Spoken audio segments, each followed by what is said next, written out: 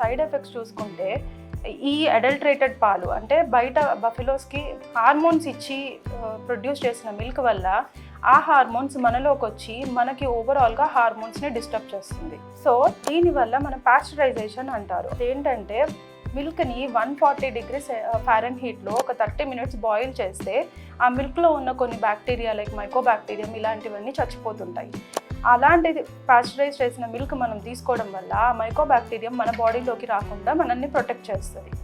So ఇలా పాస్చరైజ్ చేయని milk తాగడం వల్ల మనకి ఇన్ఫెక్షన్స్ వస్తుంటాయి. అలాగే కొంతమందికి లాక్టోజ్ ఇంటాలరెన్స్ అని ఉంటుంది. అంటే ఈ పాల ఉత్పత్తులు తీసుకోవడం వల్ల మన పొట్టలో కడుపు అవి అరక్కపోవడం, కడుపు ఉబ్బరం రావడం, మోషన్ ఫ్రీ అవ్వకపోవడం, అలాగే ఇన్ఫ్లమేషన్ అంటారు దాన్ని స్టిమ్యులేట్ చేయడం, దీనివల్ల మనకి ఎండోమెట్రియోసిస్ అనే ప్రాబ్లమ్స్ రావడం, ఇవన్నీ ఫర్టిలిటీని ఎఫెక్ట్ చేస్తాయి. సో ఎవరికైతే ఈ ప్రాబ్లం ఉందో గ్రహించి వాళ్ళు లో ఫ్యాట్ మిల్క్ తీసుకోవడం మంచిది. సో ఓవరాల్గా డైరీ ప్రోడక్ట్స్ మనకి గుడ్డా బ్యాడా అంటే ఎస్ డెఫినెట్లీ గుడ్, బట్ మనకి ఏవి పడవో గుర్తించి అవి అవాయిడ్ చేయాలి. అలాగే బాగా బాయిల్ చేసుకొని తాగాలి.